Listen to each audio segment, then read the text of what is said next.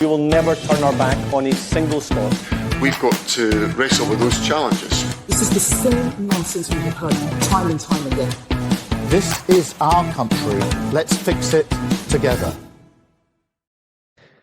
Hello and welcome to the first episode of Planet Holyrood of 2026. I'm Paul Hutcheon, political editor of the Daily Record. I'm joined by two fine colleagues, Mark Smith, who's the head of news at the Record, and of course Douglas Dickie of the Scottish Daily Express. So I think that the week so far has been defined by two keynote speeches, one by the SNP First Minister John Swinney in Glasgow, and also by the Scottish Labour leader Anas Sarwar on the same day in Edinburgh. I think these were significant because Sarwar and Swinney are widely assumed to be the two candidates for First Minister. No one else really has a shout.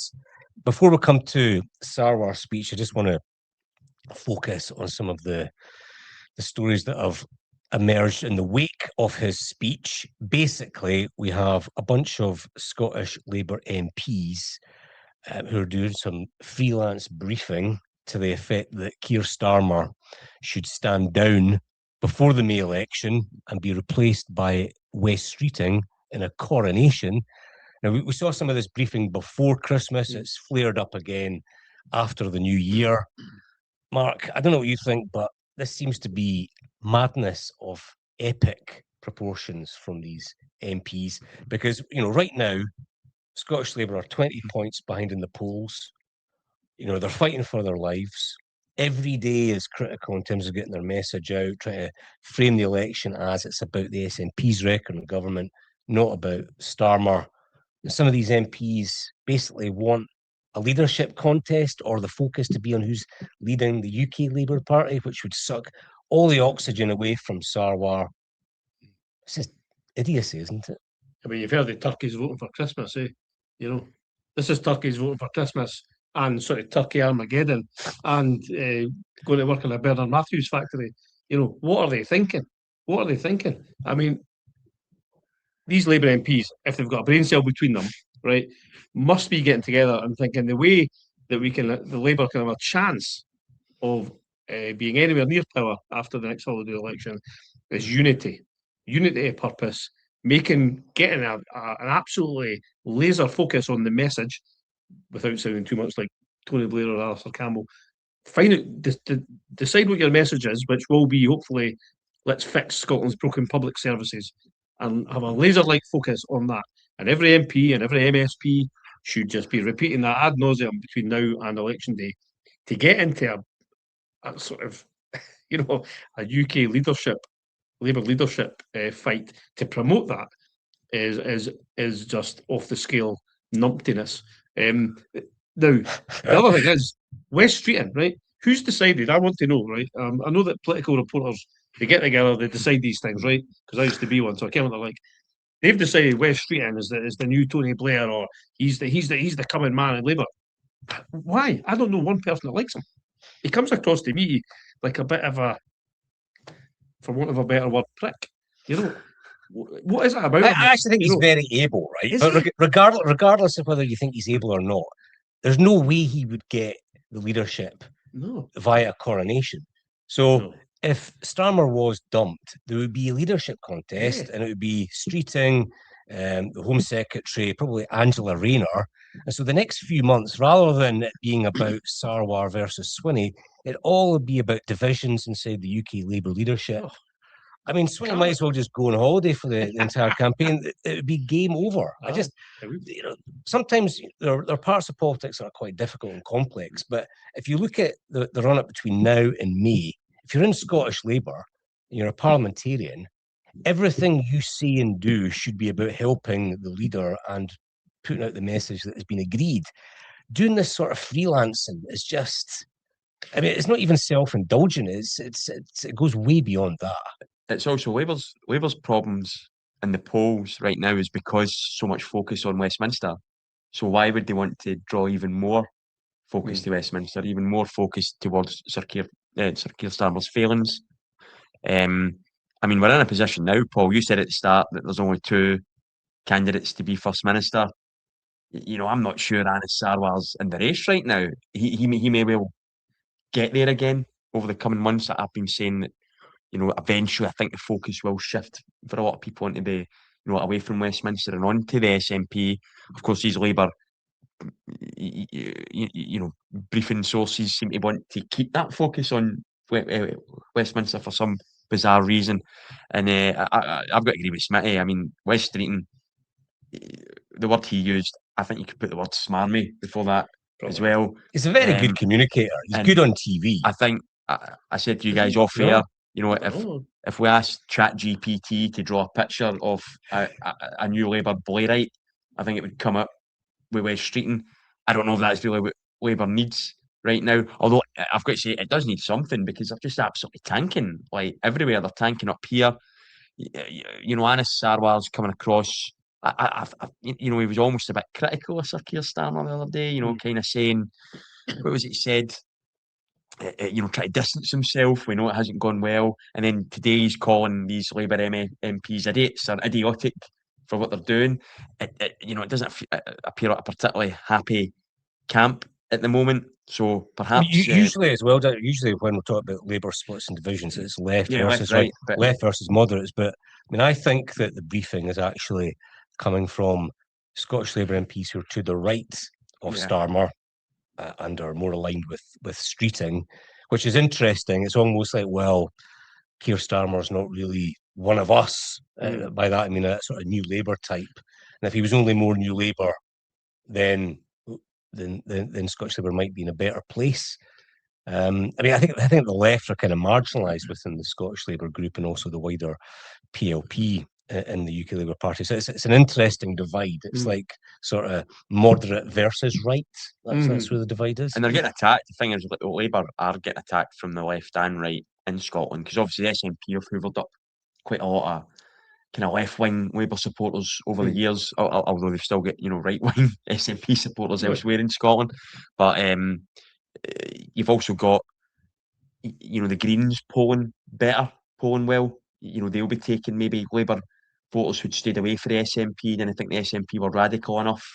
Maybe don't see independence as the number one issue. And then of course you've got Reform just hoovering up from the right. They're going to announce their Scottish leader, I think, next week. I think it's going to be Malcolm Offord. If you were, you probably got a hotline straight to them. You should put a gun to my head. Well, we should, shouldn't we? But I wrote a story about Offord this week. So obviously he's now wanting to be Reform UK leader. He's now in this anti-immigration party. 2021, he was in the Tories. Wrote a piece saying that Scotland should promote immigration and that we should try to woo the 3 million British nationals who are in Hong Kong. So, I mean, the guy is a chancer. He is a liberal Tory who deep down wants more immigration, but he's seen a shot for glory in terms of Holyrood. He's jumped ship, even though everyone in the Scottish Conservatives knows he's not a Reform type. Well, to be honest, he's a charlatan. I think there's a few that have maybe jumped ship, because they see this as an opportunity to keep, to keep their seats. As things stand, I think he or whoever it may be, Graham Simpson, obviously. I think Thomas Kerr's quite a good communicator, but he's maybe a bit too much a live wire to be, Reform's leader up here. Maybe it's between them and Swinney who's going to be First Minister. That's how it feels right now. I do think Labour will roll back in the coming months, but Anis Sarwar starting the new year with his pitch, I just felt a bit of so what. Well, yeah, I was going to just on the speech. I was there in Edinburgh, and it was very much a framing speech, framing of the election rather than a big policy reveal. And as you'd expect from Anis Sarwar, his pitch was basically that this is about the Holyrood election. It's not about Westminster. It's not a referendum in Keir Starmer. And people should vote based on the SNP's record of the last 5 years and what the parties are going to do with the devolved powers, which I think is absolutely right. I would completely endorse that, but as we say all the time, people can vote. Yeah, if people want to ignore that, it's entirely up to them. I came away from Murrayfield, because that's where it was, thinking that Scottish Labour are very, very good at the professional side of politics. So the way they run their events, it's always been exemplary. Their digital content is extremely impressive. The backdrops, the messaging, it's all good. But with 4 months to go, I still feel like, in terms of policies, in terms of the retail offer to voters, where's the beef? And the question I asked in Asar was, what are your main cost of living policies? Because, right now, folk have gone through a difficult Christmas, probably skint. They're probably facing having to pay off their credit cards in January. Their direct debits are going up in April. Their finances are really squeezed. And I still don't see what Scottish Labour are saying to ordinary punters about, the cost of living and how they're going to make them better off. That's definitely Anna Sarwar's, I think, biggest challenge going into this election is whatever promise he makes about putting more money in people's pockets, which is what we're talking about. People will say, well, Starmer said the same thing. My energy bills are still sky high. Starmer said the same thing. My weekly shop still costs a fortune at Lidl. Inflation is still a thing and it's still not really been, although it's a lot better. But you know what I mean? UK Labour has not done enough to put money into people's pockets. And that will not help Anas when he goes to the voters. I think Anas is personally a really impressive politician. I think Scottish Labour have probably got better policy prescriptions for the problems within Scottish public services than anyone else in the field. They're just going to struggle to get their message across, I think, because cost of living is still going to be one of the key elements of this election, and Labour have kind of not really delivered on that. But as you've said, they need to come up with 2 or 3 really big ideas that will chime, and then they have to just repeat them ad nauseum so that the voters know that, if they do vote Labour, it will actually make a difference to their lives, whether it's better public services or more money. There's very little, obviously, Labour can do, even if they were running Scotland, to really affect cost of living.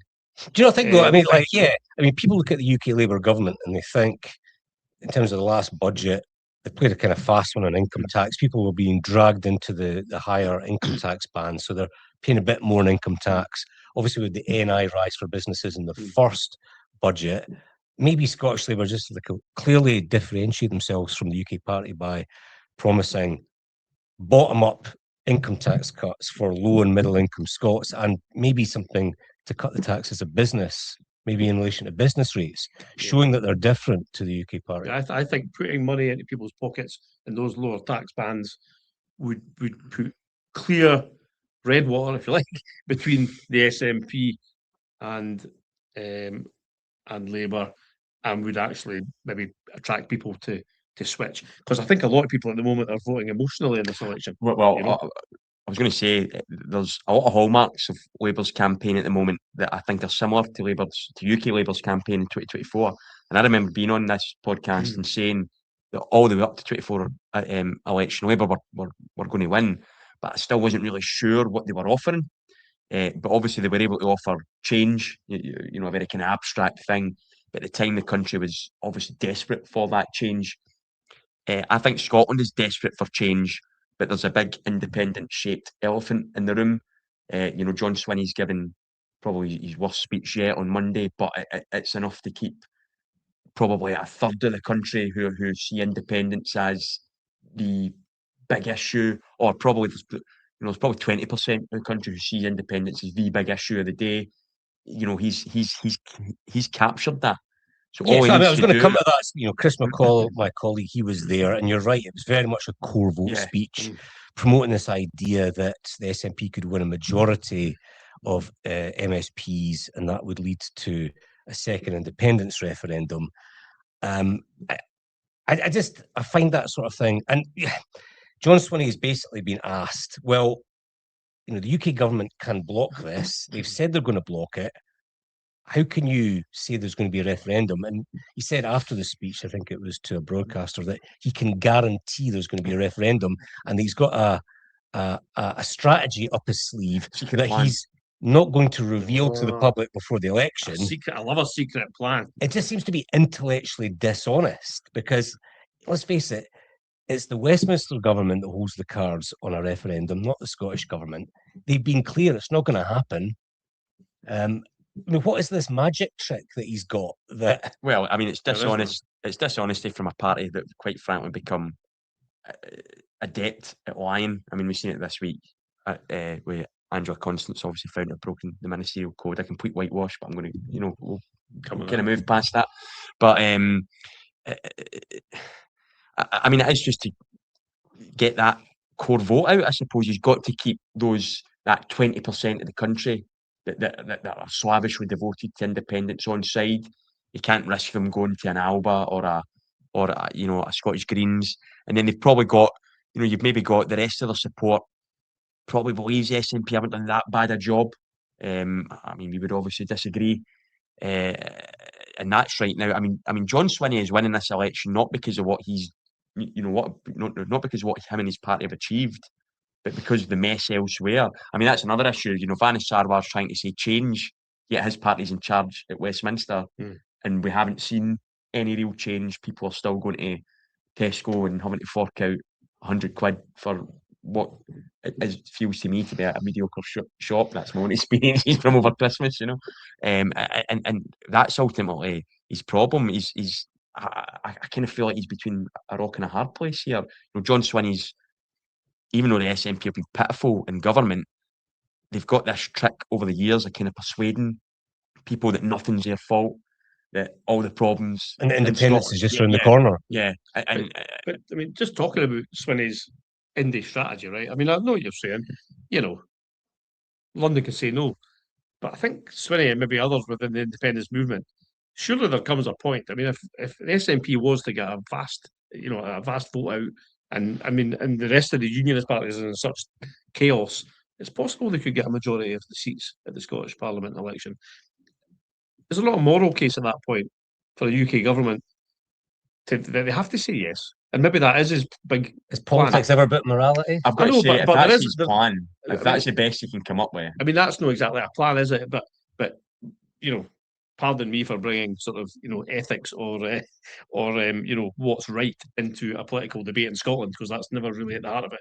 But come on, I mean, if there's a majority, as there was when Salmond had the majority, and he was able to convince Cameron of the moral rectitude of his position, that could happen again. Well, that was when we hadn't had a referendum before, but we've already had one. So I think it's what they're arguing for is changes since then in terms of Brexit and all the rest of it. I think he has a strong political and moral case for a second referendum if he wins that majority. I mean, they haven't ruled out a third referendum if they were to lose the second one. So they're really arguing for the right to a never-endum, or repeated it until they get the result. But if you think something is a terrible idea, if you think it's going to be divisive and destroy the country, you're going to oppose it tooth and nail. You're not going to accept your opponents. But if most people in Scotland want it, that's the key. How do you measure that? So you measure that in a parliamentary election where the party that wants it. If they won a majority of seats, but only on 35% of the vote, then a majority of the voters are pro. We live in a representative democracy. Yeah, but if the constitution's not a devolved issue, so the constitution in Britain, so I think UK is a movable feast. I think you can turn around and say, well, given that the constitution's not a devolved issue, it's not within Holyrood's remit. Yes, there may be an independence majority, but the majority of people in Scotland voted for unionist parties. So I think that would give the UK government a moral right to turn around and say no. Here's the thing on it. Do you think, say if John Swinney does get the majority of MSP, so there's 65, 66 SNP, do you think that the Starmer government or the Streeton government would agree to a second referendum? I think there's a moral case to be made for it, and I think if that happens, if they get to that magic number, then a UK government that continues just to say no in the face of sort of what appears to be overwhelming sort of demand for it in Scotland, then I think a Labour government or a Tory government or whomever should consider it. I think if the SNP won over 50% of the vote, I think that would be a different. So there are circumstances where you think it's an answerable I think democratic deficit. In other words, you have to work out what that is, but eking out a majority and 35% of the vote because the pro-UK side is fractured into four pieces. I'm not convinced that that would have much moral weight, and it could be rebuffed by the UK government of the day. I'm not convinced that if Keir Starmer is on his political deathbed after May, that he's going to be in any rush to agree to a divisive referendum. The political reality is that any British Prime Minister who says yes to that is putting themselves in right hot water. I get all that, But there could well be a position after May where there is an undeniable moral and political case for the UK government. That's what the SNP have argued for the last decade. It really Surgeons, is. we're basically saying that there's been a pro-Indy majority with the Greens. There's a moral case for it. If the UK is a democracy, they'll have to say yes, and they keep saying no. It's pretty much, yeah. And I think that will be Swinney's unmasking of his great strategy. Will be to ask for another referendum. Just to say, I wrote them a letter. They said no. Yeah, I'm off. That is it. I think that will probably. I mean, what else could it be? Other than arguing like I have just done quite weakly for the moral case for it. I mean, if you're a pro-independent supporter, how many times do you have to be marched up to the top of the hill and then down again on this?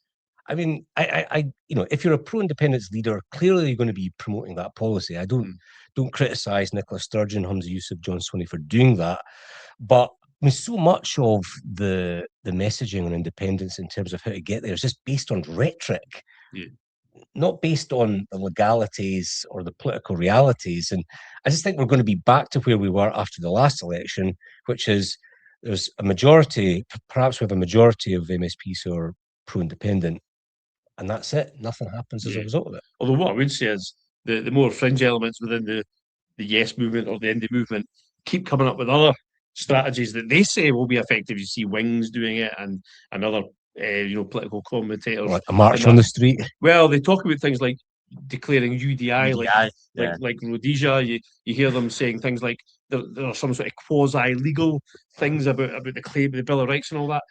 I mean, that is all just... A lot of people believe it, though. A lot of people believe it within the independence movement. And that's Swinney's difficulty. There's a lot of people that really latch onto these kind of quite sort of esoteric independence strategies.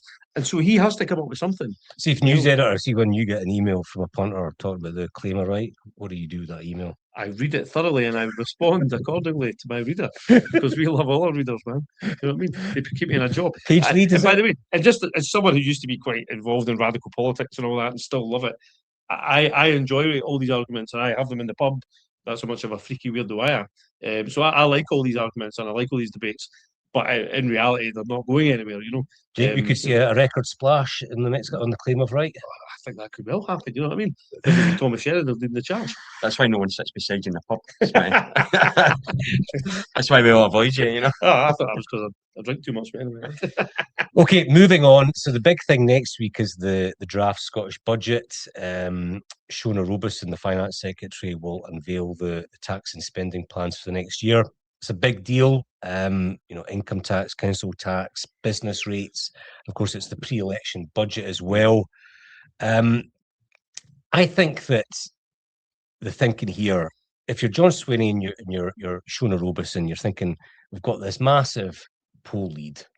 What we need to do is just not do anything stupid. That's exactly it. And if I'm looking at the potential banana skins, last year there were huge council tax rises across the UK. I think there was one council tax rise of up to 15%. I would expect to see something that tries to hold council tax down. Now, the council tax freeze is hugely controversial. It does starve local authorities of resources. I don't know what they'll do, but maybe something like a council tax cap. I also think that they might try and put political water between themselves and the UK government. Income tax. Rachel Reeves did freeze the income tax thresholds. Will they try and increase the thresholds, maybe to put a bit more money into the pockets of people in middle Scotland? I think it's basically, don't scare the horses budget. Yeah, they'll be trying to avoid pitfalls, won't they? And I think putting a bit more money into people's pockets is always a good thing. I think they've tried to do that before. And it's never really chimed, if you like, with the punters that they are getting more money put in their pockets. But I think the SNP have tried to do that in various ways in recent budgets. I think people were